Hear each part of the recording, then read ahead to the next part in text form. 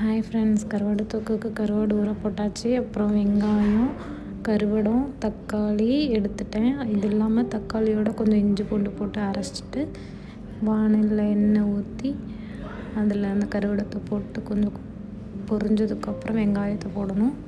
வெங்காயம் போட்டதுக்கப்புறம் நல்லா வதக்கிட்டு லைட்டாக உப்பு போட்டுட்டு ப்ரௌனிஷ் கலரில் வர நல்லா வதக்கணும். வதக்கினதுக்கப்புறம் அரைஞ்சி வச்ச தக்காளியை போட்டுக்கலாம். தக்காளி போட்டதுக்கப்புறம் இஞ்சி பூண்டு பேஸ்ட்டு எல்லாத்தையும் மிக்ஸ் பண்ணிவிட்டு நல்லா கிளறி விட்டுக்கலாம். அதுக்கப்புறம் நம்ம மசாலா போட்டுக்கலாம். மிளகாத்தூள், மல்லித்தூள், மஞ்சத்தூள், சீரகப்பொடி, மிளகு பொடி இதெல்லாம் போட்டு நல்லா மிக்ஸ் பண்ணிக்கலாம். மிக்ஸ் பண்ணிவிட்டு ஆல்ரெடி வேக வச்ச கருவாடெல்லாம் க்ளீன் பண்ணியாச்சு. அதை எடுத்து இப்போ மிக்ஸ் பண்ணிக்கலாம். அதோடு சேர்த்து நல்லா மிக்ஸ் பண்ணதுக்கப்புறம் இது வெந்ததுக்கப்புறம் ரெடி. பாய்.